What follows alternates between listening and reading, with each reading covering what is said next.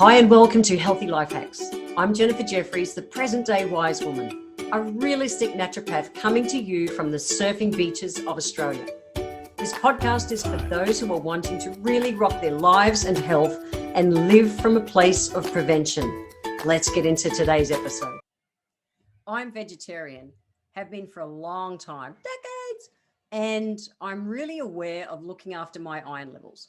So if you are vegetarian or if you're vegan or you've been suffering with low iron, this podcast is for you. That's what I'm talking about tonight. As a vegetarian, how I keep my iron levels happy. So let's jump into it. How do you know that you're low in iron? Let's just start there. Well, it might be that you've got like fatigue or weakness or pale skin or fast heartbeats and chest pain and headaches and dizziness and cold hands and cold feet and inflammation and a kind of a thorn in your tongue, brittle fingernails. There's lots that can be signs of low iron, and they can also be signs of other imbalances in your body. But I wanted to talk about nowadays, the reality is we see lots and lots of people who are really low in iron. As a naturopath, it's a regular thing that I see and hear. And I keep mine really stable, really easily. And I wanted to speak into how I do it, but I'll give you a bit of a background first. So iron, the amount of iron that you actually need is, if you're a guy over 18, you need about 8.7 milligrams a day of iron. Women 19 to 50 years old, 14.8 milligrams. That's the menstruating years. And if you're like me, postmenopausal, generally like the over 50s, we need about 8.7 milligram per day. And generally, you'll absorb about 10 to 15% of the iron that you need from your foods. I'm going to talk about foods tonight. The cool thing is that vitamin C will help you to increase the absorption of the non-heme iron as much as 85%. And that 85% is huge. But right now you're saying to me, Jen, what's non-heme iron? Guys, I'll tell you in a minute. The other thing I want to throw in first is the fact that there's lots of things that stop our absorption of iron. Now, tannins, go back to episode 11 where I talk about tea, not cool. Tea is a big one for blocking the absorption of water-soluble minerals like iron.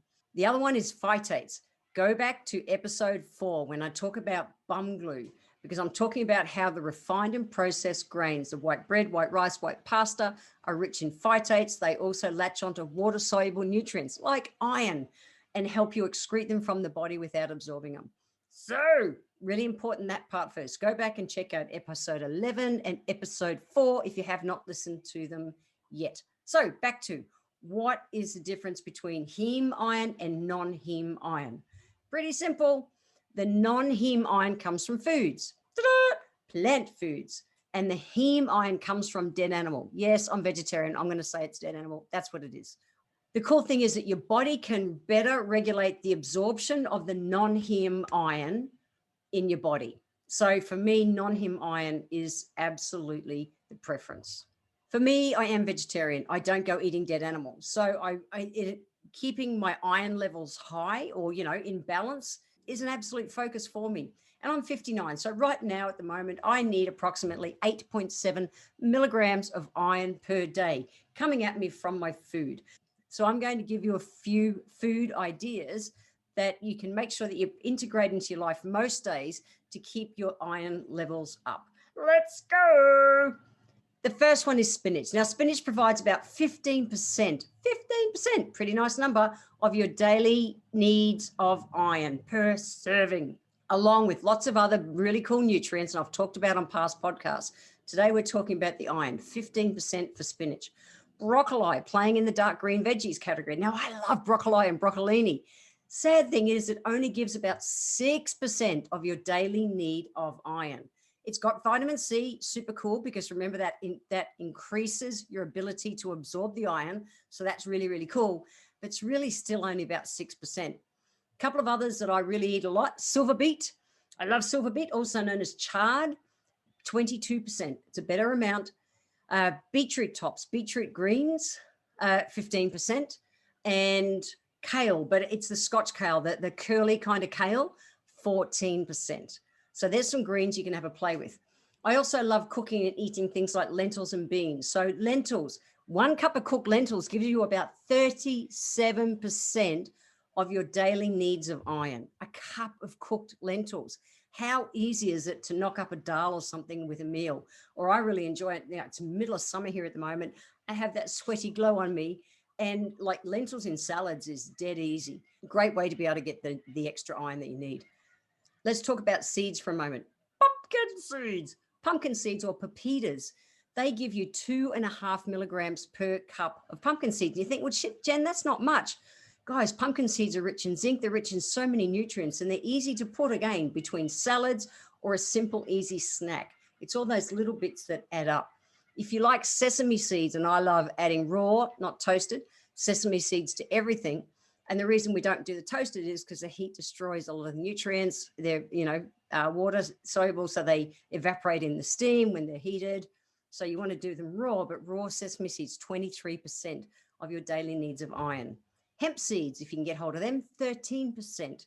Chia seeds, a lot of people are eating chia puddings and all those things nowadays, 12% of your daily iron needs. Pretty cool. Let's talk about beans. I really like beans. I think beans are great. So tofu, I like to eat tofu, but I always make sure I get it from a non-GMO source. That's really important, guys. Non-GMO source for your tofu, for your soybeans.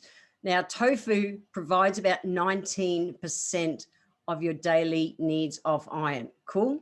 And also rich in protein, which is wonderful. Soybeans themselves, 49%. 49%. Get them and put them in salads and things. Lentils, right up there again, like I already mentioned. Kidney beans, 29%, 26% for chickpeas, 25% for lima beans, navy beans, which we don't see much here in Australia, 24%. Black beans, I love making my Mexican food on black beans, 20%. Pinto beans, 20%, and black-eyed peas, 20%. So beans are a simple, easy one. Again, like in winter, I cook all my sudgies, my stews, based on beans. Super easy. In summer, I'll knock up a cool tabbouleh or a salad or something, and I'll always throw the beans into them. Dead easy, loaded with what we need in iron. If you're a person who loves fruit, dried fruits are really useful. So dried apricots. Now, with any dried fruits, the difference is you want the shriveled up, ugly looking things. If you're getting the nice, plump, juicy, apricots and peaches and prunes and figs, the dried, yummy, succulent kind of dried fruits, well, the way they make them succulent is they actually dry them with sulfur. And that's just not good. That's another thing that your body has to deal with. So dried apricots are great, 7.5 milligrams per cup. Wonderful, wonderful snack. However, get the shriveled up ones so that they haven't been gassed with sulfur to make more plump and juicy. If you like dried peaches and can get hold of dried peaches, 36% of your daily needs. Phew, that's huge. Prunes, dried prunes, 26%, 17% in dried figs. I love that I'm growing figs in my garden. I can't wait to be able to get into them. Dried raisins, 17%. Dried apple, 7%. So there's simple ways to get it too. Bring some dried fruit into your snacks. Quinoa. I love quinoa. I eat a lot of quinoa. I think it's great. So quinoa gives you about 16% of your daily needs of iron. 16%. That's cool. Now, this one you're probably going to enjoy, and that's dark chocolate. So dark chocolate, an ounce, that's 30 grams, will give you about 19% of your daily needs of iron. An ounce, 30 grams, okay? So then I've just given you a reason to have unsweetened dark chocolate, all right? It's good for iron. Cocoa, real raw cocoa powder, 66% of your daily needs of iron in 1 cup. That's not 1 cup cooked in the drink. That's like a solid cup packed of the cocoa powder. So it's rich. Another one I've had a lot of over the years is spirulina. Spirulina is awesome. So spirulina, 100 grams has about 158% of your daily needs. 158% spirulina, but 100 grams of spirulina is a shitload of spirulina. Most people will have 1 or 2 teaspoons. That's like 5 or 10 grams. But just know that it's loaded. It's an easy way to be able to get it. My favorite I want to talk about last, because I've found this the easiest one to integrate. Do I have all the lentils and all my nuts and seeds and my beans and all that and my dark green veggies? Absolutely. The food that is my conscious, hey, this is where I get my iron from, is actually parsley. I love parsley because it's excellent. It's got, per 100 grams, guys, 100 grams of parsley, 687% of your daily needs of iron. 680%. It's loaded in 100 grams. It's crazy cool. And I love the fact that it's loaded in vitamin C as well. So it's really easy for your body to be able to take up. And it's so easy to grow in your garden. And if you live in an apartment, get a couple of pots of it. It's just easy. And it loves being trimmed back and used, and it grows more. And I've got half a dozen parsley plants in my garden that are just luscious because I really look after them, because they are where I consciously get my iron from. So how do you use parsley on a day-to-day basis? I chuck it in everything. It's pretty easy. Salads. I love making tabbouleh, and I make tabbouleh with a quinoa base, not the normal kind of bulgur base. I make tabbouleh with a quinoa base. So I'm getting the quinoa for some iron as well as the parsley and all the other bits. In fact, if you go to the show notes, I'll put my favorite little tabbouleh recipe in the show notes. So make sure you check them out. If I cook omelets or frittatas or anything like that, parsley goes in everything. If I make pesto with parsley. Make parsley pesto. Simple. Or even if you're going to make the normal basil pesto, do basil and parsley pesto. It's awesome. And that's just, really simple. I put them into my Vitamizer with some olive oil and a bit of salt and a bit of cut Parmesan cheese, and I munch it all around with all the parsley in that. And then, roast up the pine nuts and cook them and then put that on a pasta. It's so easy.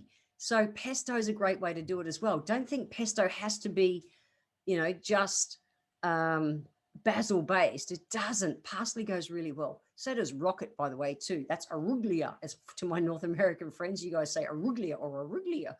We say rocket. Anyway, I digress. Back to this. You can add parsley to anything. Put it on your pizza, put it in, homemade breads. You can chuck it in juices, which is the easiest way that I do. I make myself a celery and parsley juice most days, just for the health kind of benefits. It's quick, it's easy, and it's loaded in good stuff. And you can really just use parsley to help flavor up anything. Chuck it into any marinades and dressings. It really works. It adds gorgeous flavor and is loaded in nutrients.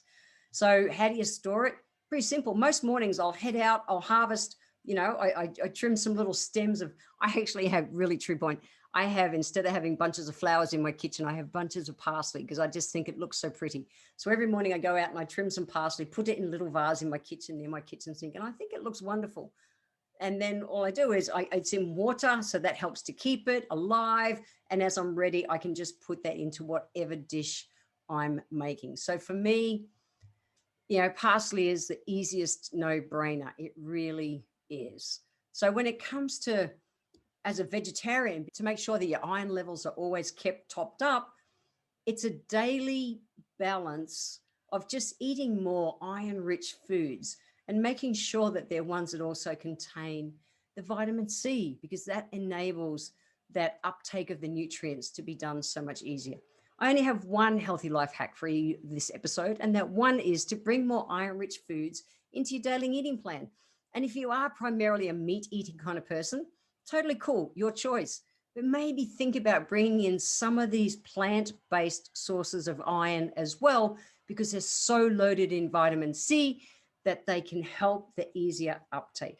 So if you want to get a copy of the show notes where you can get my tabbouleh recipe, head over there, as well as I've listed out all of the other nutrients that I've talked about, all the other foods that are loaded in usable iron, guys. So head over to the show notes at www.healthylifehacks.com.au.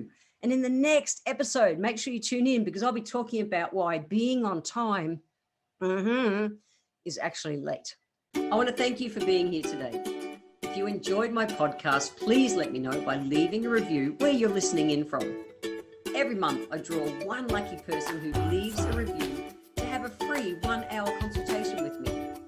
If you would like to receive a free copy of my Feed Your Body ebook, simply click the link in the comments below and join my newsletter, and we will get that free ebook sent to you. I welcome your emails, and you can write to me at podcast@healthylifehacks.com.au. Until next time, remember, when it comes to life, live it, love it, and get on with it.